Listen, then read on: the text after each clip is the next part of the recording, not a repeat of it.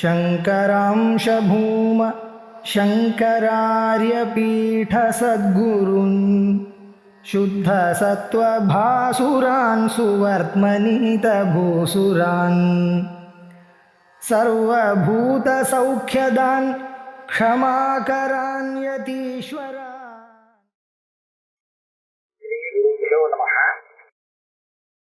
ஐஷ்கர்மிய சித்தி 2வது அத்தியாயம் 4வது ஸ்லோகம் வரையில் ஆயிருக்கு. அதுக்கு மேல இன்னைக்கு பார்க்கலாம். 4வது ஸ்லோகத்துல 4வது ஸ்லோகம்னு இல்லை, இதுக்கு முன்னாடி சொன்ன விஷயம் என்ன அப்படின்னு கேட்டா, வாக்கியம் நமக்கு ஒரு அர்த்தத்தை புரிய வைக்கணும் அப்படின்னு சொன்னா அந்த வாக்கியத்துல உள்ள பதார்த்தம் தெரிஞ்சாகணும். வாக்கியத்துல உள்ள ஒரு பதத்துக்கு அர்த்தம் தெரியலேன்னு போனாலும் கூட அவனுக்கு புரியாது, சம்பூர்ண வாக்கியார்த்தம் என்கிற புரிஞ்சிக்க முடியாது.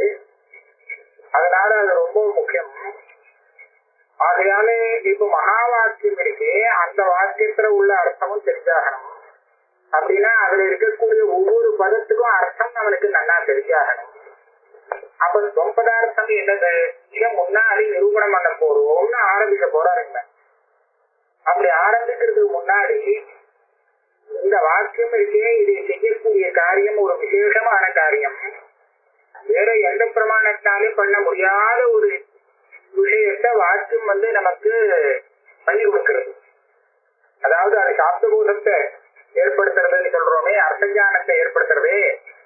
அந்த அர்த்தஞானம் அதனாலதான் வர முடியுமே தவிர மற்ற பிரமாணங்கள்னால வர முடியாது. அப்பேற்பட்ட ஒரு விசேஷம். வாக்கியார்த்தம் நகி ஹிருதே வாக்கியா கஷ்டித் ஜானாதி தத்வதா.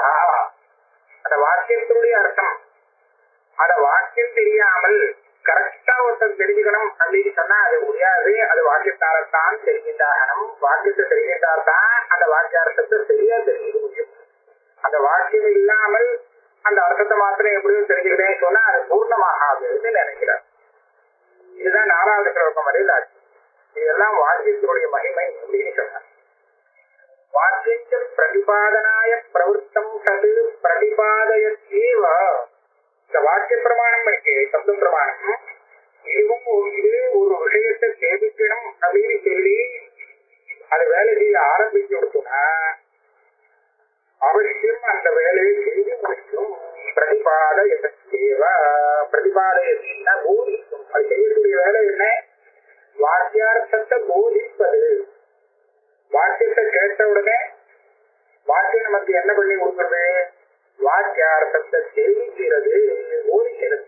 வாக்கியார்த்த பிரதிபாதனம் அப்படின்னா வாக்கியார்த்த போதனம். அந்த வாக்கியார்த்த போதனத்தை பண்றது அது. எல்லா பிரமாணமே இப்படிதான் பண்ணுங்கிறார். சர்வ பிரமாணானாம் அப்படி ஏவம் பிரத்தத்வா. அது வாக்கியம்னு மாத்திரம் இல்லையே, நம்ம பிரத்யக்ஷ பிரமாணம், அனுமான பிரமாணம் இந்த வரிசையை சொல்லிட்டு போறோமே, அத்தனை பிரமாணமும் நமக்கு என்ன பண்றது, ஒரு விஷயத்தை போதிக்கிறது. வேற ஒண்ணும் பண்றது இல்லை.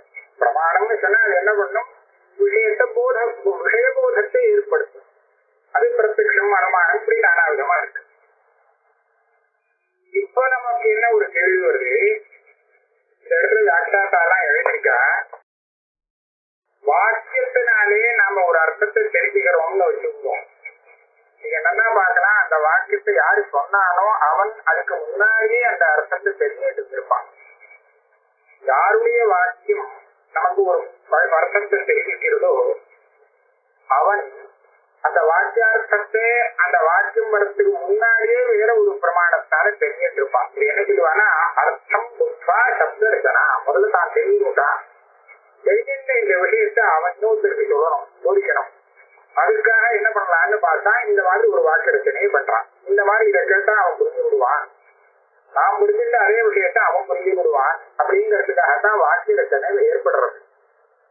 அப்படி இருக்கும் போது இந்த வாக்கியத்துல சொல்லப்படும் விஷயமானது தீர்மானமா இதுக்கு முன்னாடி வேற ஒரு பிரமாணத்தினால அறியப்பட்டதாகும். யாராவதுன்னு கேட்காதுன்னு இது வாக்கியத்தை கேட்கிறவனுக்கு இப்பதான் தெரியும், ஆனா சொல்றவனுக்கு முன்னாடியே தெரியும் இல்லையா, வேற பிரமாணத்தினாலே.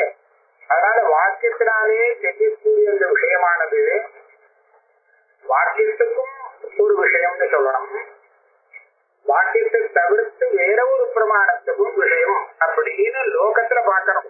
லோகத்துல எந்த வாக்கியத்தை பார்த்தாலும் அந்த நதிக்கரையில இந்த மாதிரி ஒரு விசேஷம் இருக்கு பார்த்தேன் அப்படின்னு ஒருத்தர் சொல்றான்னா அவன் முன்னாடி பார்த்துட்டான், வேற பிரமாண கண்ணால பார்த்துட்டான், அதை வாயால சொல்றான். இப்போ எல்லா இடத்துலயுமே வாக்கியார்த்தம், லௌகிகமான வாக்கியார்த்தம் எல்லாமே வேற ஒரு பிரமாணத்தினால அறியப்பட்ட விஷயத்தான் தெரிவிக்கிறது அப்படின்னு சொல்ல வேண்டியிருக்கு.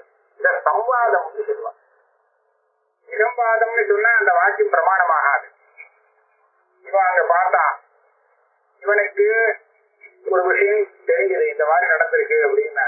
ஆனா அடுத்தவங்க கிட்ட அந்த விஷயத்தை பத்தி சொல்லும் போது மாத்தி சொல்றான்னு வச்சுக்கோ.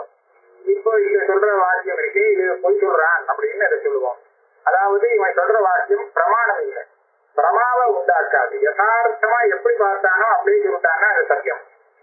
இவன் பிராந்தியா இருந்து ஏமாந்து போய் சொன்னானே இவன் சொல்லுது போய் சொன்னதாக, அதையா இவன் பார்த்தபடி சொல்லிட்டான். சத்தியத்துக்கு வேற ஒரு பிரமாணாந்தர சம்வாதம் தேவையா இருக்கு. இப்ப தத்துவமசிங்கிற இந்த வாக்கியம் சொல்லக்கூடிய இந்த விஷயத்துக்கு வேற எந்த ஒரு பிரமாணமும் ஒத்துழைக்கலையே, ஒரு பிரமாண சம்வாதமும் இல்லையே. இது எப்படி நான் பிரமாணம் எதிர்ப்பேன் அப்படின்னு ஒரு சங்கை. வாக்கியத்துக்கு நல்ல மகிமை இருக்கு, எல்லாம் பண்றது சாஸ்திரம். ஆனா நானேதான் பிரம்மம் அப்படிங்கிறத இது சொல்றதே, இந்த வாக்கியத்தை விட்டா வேற எந்த ஒரு பிரமாணத்தால பிரத்யக்ஷம் அனுமானம் எதனாலேயாவது நான் பிரம்மம் அப்படின்னு இந்த விஷயத்தை தெரிஞ்சுக்க முடியுமான்னு கேட்டா முடியாது. முடியாதுன்னு மாத்திரம் இல்லை, இதுக்கு விபரீதமா தெரிஞ்சுக்க முடியும். நான் பிரம்மம் இல்லே அப்படின்னு சொல்லி கொடுக்கறதே மற்ற பிரமாணங்கள். அப்ப என்னாச்சு, இந்த வாக்கியம் சொல்லப்படுற விஷயத்துக்கு சம்வாதம் இல்லைங்கிறது மாத்திரம் இல்ல, விசம்வாதமே இருக்கு, விரோதமான வாதம் இருக்கு. அந்த வாதம் இருக்கும் போது இந்த வாக்கியத்தை நான் எப்படி பிரமாணம் ஏற்றுகிறது? ஒருத்த சொல்லிட்டான், அக்னிங்கிறது இல்லைன்னு ரொம்ப குளுமையாக இருக்கும், ஐஸ் பாடி இருக்கும் அப்படின்னு சொல்லிட்டான். இந்த வாக்கியத்தை நீங்க பிரமாணம்னு ஏத்துக்க முடியுமா? ஏன்?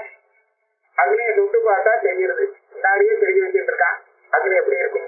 அப்படி இருக்கிறது அக்னி சீதமாக இருக்கும், பரம சீதமா இருக்கும்னு சொன்னான்னா நம்ம என்ன சொல்லுவோம்? அபத்தம், தப்பு சொல்றான் அப்படின்னு தான் சொல்லுவோம். அந்த மாதிரி விருத்தமாக இருக்கிறதுனாலே தத்துவமசி வாக்கியம் எப்படி போதத்தை ஏற்படுத்த முடியும் அப்படின்னு ஒரு பெரிய சங்கை. இந்த சங்கைக்கு மேல பதில் சொல்றார், எங்கப்பா உனக்கு ரொம்ப இந்த இடத்துல விசேஷமா இருக்கு. இந்த நைஷ்கர்மசியில அது சொன்ன தத்துவமசிங்கிற இந்த வாக்கியம் சொன்ன விஷயத்துல எங்க விரோதம் வருது அப்படின்னு அலசி பார்த்தா ஒரு இடத்துல விரோதம் வருது. நீங்க விசாரமே பண்ணாமல் திடீர்னு இந்த மாதிரி இருக்கு, விரோதம் இருக்கேன்னு பேசலாம். ஆனா விரோதம் வாஸ்தவத்துல இருக்கா அப்படிங்கிறது விசாரிச்சு பார்த்தா இல்லைன்னு தெரிகிறது. அதான் மேல சொல்ற, நாகங்கிராஹே நதீனே பிரத்யங் நாபி துக்கினி விரோதா சததி யஸ்மாத் வாக்யா விஜ்ஞஸ்ய ஜாயதே. இந்த தத்துவமசி வாக்கியம் என்ன சொன்னது? நீ அது அப்படின்னு சொன்னது. அதுங்கிறது என்ன அர்த்தங்க? தத்துனா என்ன? ததேவ சௌமீத மக்ராசி அப்படின்னு ஆரம்பிச்சிருக்கு. முன்னாடி ஒரு விஷயத்தை சொல்லிட்டு அதுன்னு சொன்னா அந்த விஷயத்தை தானே எடுத்துக்கணும். தேவதத்தனை முன்னாடி சொல்லிட்டு அவர் ரொம்ப பெரியவர், ரொம்ப பெரிய வித்வான் அப்படின்னு சொன்னா அந்த அவருங்கிறது யாரை குறிக்கும்? அந்த தேவதத்தனை குறிக்கும். அத மாதிரி இங்க சதைவான சத்துன்னு ஒண்ணு ஆரம்பிச்சுட்டு அதுதான் நீ அப்படின்னு சொன்னா இந்த வாக்கியத்துக்கு என்ன அர்த்தமாகும்? நீ சத்து அப்படின்னு அர்த்தமாகும். நீ சத்தாக இருக்கிறாய். இப்ப நீங்கிற இந்த பதம் நீனா நான் அர்த்தம் வரும். எதனாலே நீ சொல்லுவா, ஆனா நாம புரிஞ்சுக்கிறது நான் அர்த்தம் புரிஞ்சுப்போம். அப்ப அகம்னு தெரியக்கூடிய அந்த வஸ்துவை நீ என்னன்னு நினைச்சாலுமே அது சத்தாக இருக்கிறது அப்படின்னு தான் இந்த வாக்கியத்துக்கு அர்த்தம் கிடைக்கிறது. இதுல நீ விரோதத்தையே காமிக்க முடியாது. எப்படியாக நாகே விரோதா, ஒவ்வொன்றிலையும் விரோதாங்கிறது கேட்கணும். அகம்னு நீ எதை நினைக்கிற? நான் மனுஷன் அப்படின்னு சொல்றியா? இந்த சரீரம் தான் வச்சுக்கோமே, சரீரம் தான் இப்ப நான். நீ இருக்கிறாய், சத்தாக இருக்கிறாய், அதாவது நீ இருக்கிறாய் அப்படின்னு தான் எனக்கு அர்த்தமாச்சு. சத்துனா இருக்கும் பொருள். நீ இருக்கிறாய் அப்படின்னு சொன்னால் ஆமா நான் இருக்கேன், இதுல ஒண்ணு தப்பே இல்லையே, விரோதமே இல்லையே. அகம்னு நான் எதை நினைச்சேனோ அவாவா அந்த அகம்னு சொல்லி எதெல்லாம் நினைக்கிறானோ எதை வச்சுட்டு வேணாலும் இந்த வாக்கியார்த்தத்தை பாருங்கோ உங்களுக்கு விரோதம் கிடைக்காது. புரியுது? அகம்னு நீ சரீரத்தை தான் நினைச்சிட்டு இருக்கே மனுஷன் அப்படின்னு நினைச்சா உன்னை பார்த்து நான் தத்துவமத்தின்னு சொல்றேன், நீ விரோதமே பண்ணப்படாது. ஏன் இதுக்கு என்ன அர்த்தம்? நீ ஒரு சத்து, நீ இருக்கேன்னு அர்த்தம். சத்தா இருக்கு, சத்தனா இருக்கும் வஸ்து, நீ ஒரு இருக்கும் வஸ்து அப்படின்னு சொன்னேன். அதுல என்ன தப்பு இருக்கு? அவன் இருக்கிற வஸ்து தான். தேகமா இருந்தாலும் அவன் தன்னை இருக்கிறேன்னு தானே நினைக்கிறான், தெரிஞ்சுக்கிறான். தானே இல்லையே நான் நினைக்கிறான் இல்லை. அதனால அங்க விரோதம் இல்லை.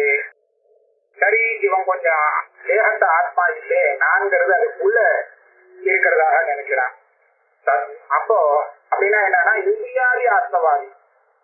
இந்திரியமோ அந்த இந்திரியம்னு சொல்லுவான், இந்திரியம் மனசு இதெல்லாம் ஆத்மா, இதுல ஏதோ ஒண்ணு ஆத்மான்னு நினைக்கிறான். அப்படி வச்சுப்போம். அப்படி வச்சுட்டா அதை சொல்றாருன்னா தத்தியே அந்த இந்திரியங்கள் எல்லாம் நீ ஆத்மான்னு சொல்லலாம், ஆனா அகம்னு சொல்றது இல்லை. இருக்கட்டா, அதையே நான் நீ அர்த்தம் வச்சுட்டாலும் அதை சத்துரை சொன்னாலும் உனக்கு என்ன ஆபத்து? உனக்கு கண்ணு காது மூக்கு இதெல்லாம் இருக்கா இல்லையா? சத்துனா இருக்கு அர்த்தம் இருக்குதானே. அதுல என்ன விரோதம் வந்தது? என்ன சொல்றது? சொல்லி உன்னுடைய கண்ணு காது மூக்கு இந்திரியங்கள் இருக்கு அப்படின்னு சொல்லிட்டாங்க. இதுல ஒன்றும் தப்பு வராது. சரி, தத்தீனேன்னு சொன்னான்னா வாஸ்தவமா அகம்னு அந்த கண்ணு காது மூக்கெல்லாம் இவன் தனியா சொல்றது இல்லை இல்லையா? அதனால ஒரு விதமான நேர் அகம் பிரத்யேக விஷயமாக அது ஆகலை. அதனால தத்தீனம்னு தோஷம். பிரத்யக்குன்னு சொன்னா பிரத்யேகாத்மா சாட்சி துரு. அதை போய் சத்துன்னு சொன்னா அது விரோதம் பண்றது ஒரு பிரமாணமும் இல்லை. அது அசத்துன்னு செய்தி கொடுக்கறதுக்கு நம்ம கிட்ட ஒரு பிரமாணமும் இல்லை. எல்லாத்துக்கும் சாட்சியா இருக்கக்கூடிய சித்த செய்திட்டு அதை சத்துன்னு சொன்னா என்ன ஆபத்து? எதுக்கு விரோதம்? அங்கேயும் ஒன்றும் விரோதம் இல்லை. நான் அப்படி துக்கி இந்த சுகம் துக்கம் ஒருத்தனா இருக்கு இல்லையா? சம்சாரம் அதெல்லாம் எங்க இருக்கு அப்படின்னு கேட்டா வேதாந்த சொல்லும் மனசுல இருக்கு, அந்த கரணத்துல இருக்குன்னு சொல்லும். அந்த கரணத்தோடு சேர்ந்து இருக்கக்கூடிய ஆத்மா பிரசாதத்தான சேர்ந்து கொடுத்து அப்படி எப்பேற்பட்ட ஆத்மா அப்படின்னு வச்சிருந்தாலும் பரவாயில்லை. அதை பார்த்து நீ சத்துதான் அப்படின்னு சொன்னா இல்லை நான் அசத்துன்னு யாராவது சொல்லணும்? சொல்ல மாட்டான். அவனை சத்துக்கு ஒத்துக்க வேண்டிய விஷயமாக இருக்கு. அதனாலே இந்த வாக்கியத்தில் இருந்து விரோதா, இந்த ஒரு ஞானம் வரும்போது எந்த விரோதமும் இல்லை. அதுவும் வாக்கியாபிஜாயதே. இந்த வாக்கியத்திலேருந்து அர்த்தம் புரிஞ்சு தெரிஞ்சவனா இருக்கணும். வாக்கியத்தை கேட்ட உடனே தப்பு அப்படின்னு சொல்றவனா இருந்தா அவனை ஒன்றும் பண்ண முடியாது. வாக்கியம் தெரிஞ்சு அர்த்தத்தினுடைய அர்த்தத்தை புரிஞ்சுக்கக்கூடிய சக்தி உள்ளவனாக இருந்தானே. ஆனா ரொம்ப பெரிய விசாரம் பண்ணினவனாக இருக்கிறவன் கூட அவசியம் இல்லை. சாமானியப்பட்டவன் வாக்கியத்தை சொன்னா புரிஞ்சுக்கக்கூடிய சக்தி இருந்தவனா போதும். அது அவன் தான் வாக்கியாபிஜா. அர்த்தாபிஜான்லாம் சொல்லல. இந்த வாக்கியத்திலேருந்து அர்த்தம் புரிஞ்சுக்கக்கூடிய சக்தி உள்ள சாமானிய ஜனங்களுக்கு கூட நீ சத்தாக இருக்கிறாய். தற்பதற்கு பதில் சத்துன படம் போடுங்க. தற்பத அப்படின்னு போட்டால் யாராவது விரோதம் சொல்ல போறாளான்னு கேட்டா இல்லை. அப்படி இருக்கிறது நீ எப்படி இந்த பிரத்யத்துக்கெல்லாம் விரோதமா இருக்கு, அதனால இந்த தத்துவதீந்திர வாக்கு சொன்னா அது சரியா பிரசனமாகவே அப்படி சங்கீர்த்தே வழி இல்லை. அது சொல்ற அப்படி சாதாரணமா பார்க்கறதே இந்த அர்த்தம் உனக்கு விரோதமாக இல்லைன்னு சொன்னா நான் மேற்கொண்டு உன்னுடைய புத்தியை செயல்படுத்தி பரிஷ்காரம் பண்ணி ஆத்மாங்கிறது எதுன்னு காண்பித்து அதுக்கப்புறம் அதுதான் அந்த பிரம்மஸ்வரூபம்னு சொன்னா நீ எங்கேயிருந்து விரோதத்தை கொண்டு வருவ? ஒரு விரோதமும் கிடையாது. சந்தோஷமா அதை ஆமாம்னு ஒத்துக்குதான் போயாகணும் போகும்போது. அதான் தொம்பதார்த்த அவசியம் தெரிஞ்சுக்கணும். தெரிஞ்சுட்டா தற்பதற்கான சித்த சைத்தன்யத்தை சொல்லும் போது அந்த சைத்தன்யமும் இதுவும் ஒண்ணுதானே அப்படின்னு கேட்டா விரோதமே இருக்காது. சரியா வாக்கியார்த்தத்தை புரிஞ்சுக்க முடியும் அப்படிங்கிறது இது ஒரு உபோதிகாரம். இது நல்ல எப்படி பிரத்யக்கு நாபி துக்கினி விரோதா சதசீத்யஸ்மாத் வாக்கியாபிஜ்யஸ்து ஜாயதே. புத்தகம் விரோதம் வரல. அதுக்கப்புறம் இந்த வாக்கியம் இல்லாமல் நம்ம அந்த அர்த்த ஞானம் வேற ஒரு பிரமாணத்தினால தெரியாது அப்படின்னு சொன்னாரியா? வேற யாருமே ஒண்ணு சொல்லலையே அப்படின்னு அதுக்கு காரணம் இல்லை காண்பிக்கிறார். இது விசேஷமான விஷயம்தான், வராதுங்கிறது வாஸ்தவம் தான். விரக்திய சம்சாராது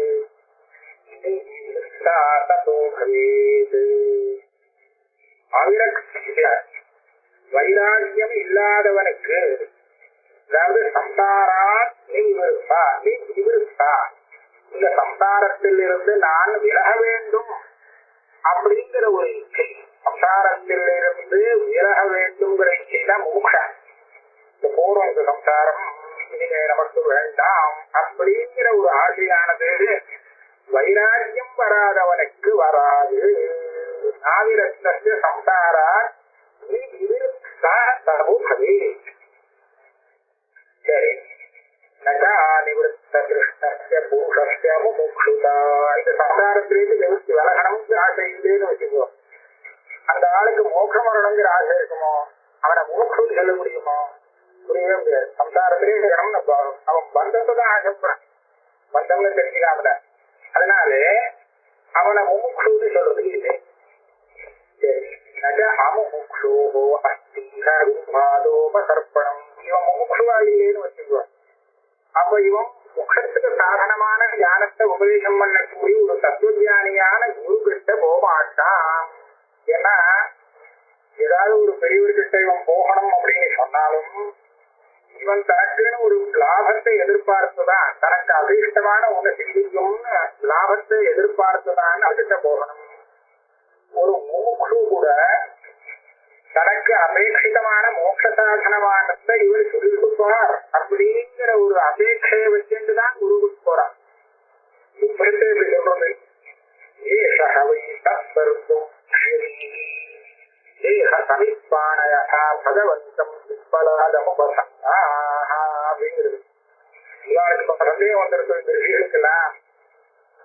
இந்த சந்தேகத்தெல்லாம் போக்கணுமே, என்ன பண்றது? விற்பலாதர்கிட்ட போவோம். எதுக்காக? ஏஷாவே சர்வபக்ஷி, நமக்கு அபேட்சிதமான எல்லாத்தையும், இந்த சந்தேகத்தை போக்குறதுக்கு என்ன வேணுமோ, எந்த மாதிரி தியானம் வேணுமோ எல்லாமே அவர் சொல்லிக் கொடுப்பார் அப்படிங்கிற அபேட்சையோடுதான் போக. அப்ப இவருக்கு முமுக்ஷுவாக இவன் இல்லைன்னு சொன்னா, இவன் மோட்சத்தை அபேட்சிக்கலைன்னு சொன்னா, தனக்கு உபயோகம் இல்லை, நம்மகிட்ட போனா என்ன கிடைக்கும்? மோட்சத்துக்கு என்ன சாதனமோ அந்த ஞானத்தை கொடுப்பார் அப்படின்னா எனக்கு அது தேவையில்லை அப்படின்னு பேசாம வந்துடுவான். அதனால நச்ச அமுமுக்ஷுவோ இத குருபாதோபசர்ப்பணம், குரு கிட்ட அவன் போமாட்டான். நவீனா குரு சம்பந்தம் சிரவணம் கவேது, குரு கிட்ட போகாம ஞானம் வருமோ? இல்ல வாக்கியமே வராது, வாக்கிய சிரவணம் வராது. சிரவணம்னு சொன்னா விசாரபூர்வகமாக அது தெரிஞ்சிக்கக்கூடிய அந்த ஆத்மாவான திருஷ்டவி ஸ்ரோதவியாக இருக்கு, அந்த மாதிரியான சிரவணம். வெறும் காதால கேட்கறது மாத்திரத்துக்கு. அப்ப என்ன ஆகும்? குருவோடு சேராமல், குரு கிட்ட வராமல் இவனுக்கு அந்த வாக்கியத்துக்கு வேதாந்த வாக்கிய சிரவணம் அப்படிங்கிறது சித்திக்காது. தத்விஜானார்த்தம் சகுருமேவா அபிகச்சே, குருமேவ அபிகச்சே. இந்த ஏவகாரத்தை குருபுத்தேவான்னு சொன்னா இத குருவை விட்டா வேற வழி இல்லை அப்படிங்கிறது நாண்யம். வேற ஒரு உபாயத்தினாலே இந்த ஞானம் வராது. அதனால குரு கிட்ட போய் வேதாந்த சிரவணம் பண்ணித்தான் வர வேண்டும் அப்படின்னா இதே ஒரே வழிதான் இது அப்படின்னா. குரு அபிகச்சே தேவ அப்படின்னு சொன்னா ஒன்றும் பண்ணாம இருந்தா தானா விரும்புவதில்லை. இது அயோக விவச்சேதம் சொல்லுவோம். அத்தியந்தாயோக விவச்சேதம், அந்நியோக விவச்சேதம் அப்படின்னு ஏவகாரத்து அங்கே கேட்கும்போது வரும். அதனால குருமேவங்கிட்ட அந்நியோக விவச்சேதம் பண்றது வேற எங்க போனாலும் பிரயோஜனம் இல்லை. குரு கிட்ட போனாதான் இந்த விஞ்ஞானம் ஏற்படும்.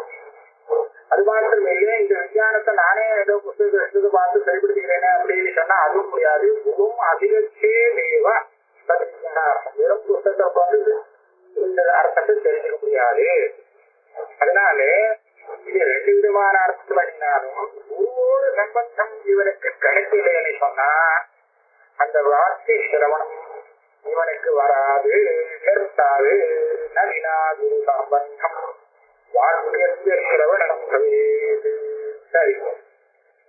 ததா பத பதார்த்தம் வாக்கியமிருதே குவச்சிது. வாக்கியமே இல்லை, வாக்கியத்துலதானே பதங்கள்லாம் இருக்கும். பதங்கள் சேர்ந்துதானே வாக்கியம், பத சமூக வாக்கியம். வாக்கியம் இல்லை அப்படின்னு சொன்னா வெறும் ஒரு பதம் 2 பதம் அப்படின்னு மாத்திரம் இருந்ததுன்னு வச்சுக்கோங்களேன். அந்த பதம் பதார்த்தம் இதெல்லாம் தெரியலேன்னு சொன்னா அப்படி ஒரு வாக்கியம் வாக்கியமே இல்லை. பதம் இல்லை பதார்த்தம் இல்லைன்னு சொன்னா அதுக்கு வாக்கியமும் இல்லை. கௌரஸ்தி இவங்க 4 பதம் தெரியும், 4 பதத்தையும் சேர்த்து இப்படி உச்சாரணம் பண்ணிட்டான். கௌரு அஸ்வா புருஷோ ஹஸ்தி அப்படின்னா இது என்ன அல்ல, இதனால ஒன்றும் அர்த்தமாகாது, அர்த்தமே வராது. அதற்கு இது ஒரு வாக்கியம் இல்லை. இத வாக்கியம் ஆக்கணும்னா சாமர்த்தியம் உள்ளவன் இதுக்கு மேல எதையாவது ஒரு சேர்த்து வாக்கியம் ஆக்கலாம். ஆனா வெறும் கௌரு அஸ்வா புருஷா ஹஸ்தி அப்படின்னு சொல்லி வச்சாங்கன்னா என்ன, அது அதுக்கு அர்த்தம் இல்லை. அதனால பதபதார்த்தம் தெரியாமல், பதபதார்த்தம் இல்லாமல் வாக்கியம் இல்லை. வாக்கியம் இல்லாமல் பதம் பதார்த்தமே இல்லை. வாக்கியமா இல்லாமல் வெறும் பதம் பதமா உச்சாரணம் பண்ணிட்டு வந்தாலும் அதுக்கு ஒன்றும் அர்த்தம் இல்லை. அன்பயத்திலே கௌச்ச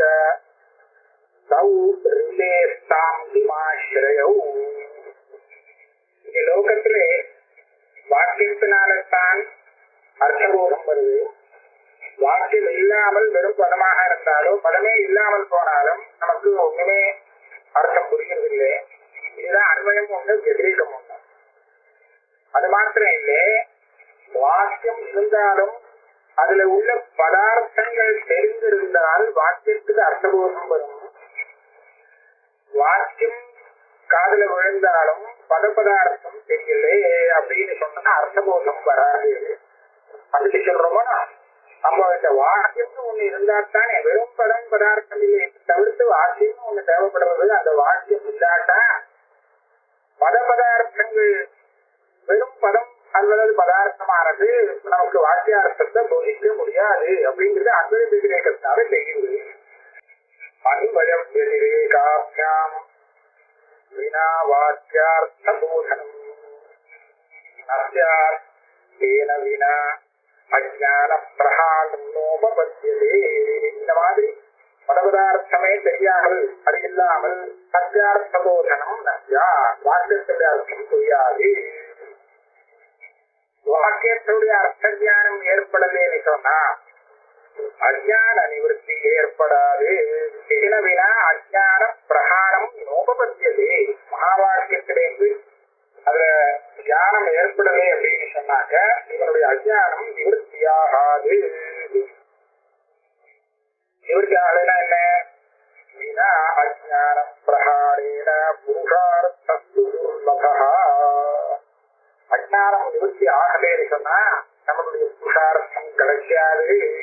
ஆத்மஸ்வரூபம் தானே மோட்சம், அதுதானே பரம புருஷார்த்தம். அஜ்ஞானம் பாடு இருக்கட்டும், எனக்கு மோட்சத்தை கொடு அப்படின்னு சொன்னா அது கொடுக்கவே முடியாது. அஜ்ஞான நிவர்த்தி இல்லாமல் மோட்சத்தில் இந்த புருஷார்த்தம் துர்லபமாயிடும். துர்லபா கிடைக்கவே கிடைக்காது. அதனாலே தஸ்மாத்யதோக்தம் பரோ கிரந்த அவதாரியதே. இப்படி போனோம். வாக்கியத்திலிருந்து வரக்கூடிய அந்த ஞானம் தான் நமக்கு அஜ்ஞானத்தை நிவர்த்தி பண்ணி கொடுத்து அது மூலமாக பரமபுருஷார்த்தத்தை ஏற்படுத்தி கொடுக்கிறது, பரமபுருஷார்த்தத்தை அடைய வைக்கிறது. அப்ப அந்த வாக்கியத்தினால வரக்கூடிய ஞானம் அவசியம் இல்லையா? ஆனா வாக்கியார்த்த ஞானம் வரணும்னு சொன்னா பதபதார்த்தம் தெரியணும்.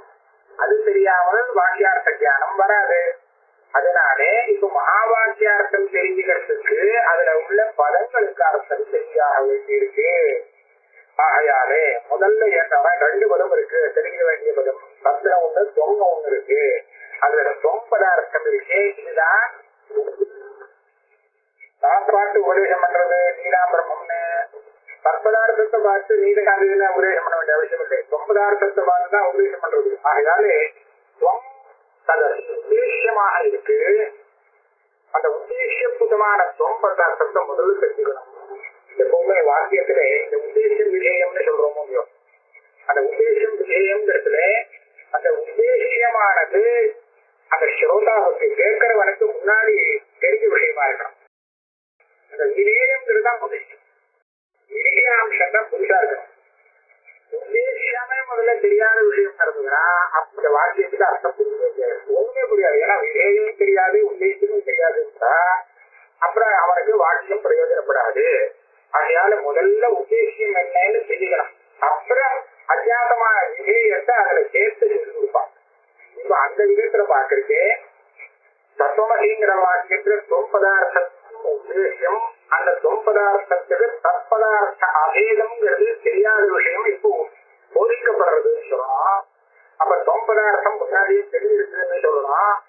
தெரிஞ்சிருக்குன்னா தானா தெரியல, அங்க உள்ள தொம்பதார்த்தம் என்னன்னு உங்களுக்கு விவேகம் இல்லை. அதை தெரியப்படுத்துறதுக்காகத்தான் இனிமேல் வரக்கூடிய கிரந்தம் வந்திருக்கு. தஸ்மாத் யதோக்த சிக்ஷார்த்தம் பரோ கிரந்தா பிரசாரியதே. இனிமேல் வரக்கூடிய கிரந்தம் அதுக்காக வந்தது. இதுல வரிசையா முதல்ல இந்த தேகம் இருக்கும் இல்லையோ, இவன் முன்னாடி சொன்னானே நாகங்கிறாரு அப்படின்னு, தேகத்தை தானே நான் சொல்லிட்டு இருந்தான். அது மகா அபத்தம் அப்படின்னு சொல்றாரு. ஏன் அது காரணம் காண்பிக்கிறார். இந்த தேகம் எப்படி வளர்றது? பிறக்கும் போது சின்னதா இருந்தது, அப்புறம் கிரமமா பெருசாயிடுது. எப்படி இது வளர்ந்ததுன்னு கேட்டா அன்ன காரியம் அன்னமயம் சொல்லுது. அன்ன ரசமயா சவா ஏழு புருஷா அன்ன ரசமயா. அன்னத்தை சாப்பிட்டு அந்த ரசம் உள்ள போய் ஆகும் இந்த தேகம் விருத்தியை அடையிறது. அன்னத்தாலதான் உங்களோட இருந்துட்டு இருக்கு, இல்லைன்னா விழா போதும் அப்படிங்கிறது இருக்கு இல்லையா. அதனால அன்னத்தினால ஏற்பட்டது இது அன்னகாரியம். அன்னகாரியம்ங்கிறது எப்பவுமே நான் இல்லை. அன்னம் வேறதானே. நம்ம சாப்பிடும் போது அன்னம் தானா இருந்ததோ, நான் என்னையும் சாப்பிடல, அன்னத்தை சாப்பிட்டேன், சரீரம் விருத்தியா இருக்கு. அன்னங்கிறது நான் இல்லை. அப்ப அன்னத்தினுடைய காரியம் எப்படி நானாக முடியும்? மண்ணு நான் இல்லைன்னு சொன்னா மண்ணால் ஆன குடும்பம் மாத்திரம் நான் ஆக முடியுமா? ஆகாது. மண்ணு நான் இல்லைன்னு சொன்னா மண்ணால் ஆன எதுவுமே நான் இல்லை. அதே மாதிரி அன்னம், நான் சாப்பிட்ற அன்னம் நான் இல்லைன்னு சொன்னால் அப்ப அன்னத்தினால அதனுடைய காரணமாக ஏற்பட்ட எதுவுமே நான் இல்லை. அதற்கு காண்பிக்கிறார் ஒரு திருஷ்டாந்தம் கொடுத்து. வர்ச்சஸ்கம்